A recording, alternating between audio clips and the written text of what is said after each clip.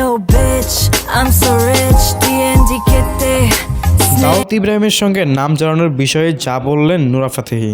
বলিউডের কতিপয় তারকার বিরুদ্ধে মাদক চক্রের রহস্য উন্মোচন করেছে মুম্বাই পুলিশ, যেখানে অভিনেত্রী শ্রদ্ধা কাপুর, নোরা ফাতেহি ও আন্ডারওয়ার্ল্ড ডন দাউদ ইব্রাহিমের ভাতিজা আলিশা পার্কার সহ বেশ কয়েকজনের নাম উঠে এসেছে।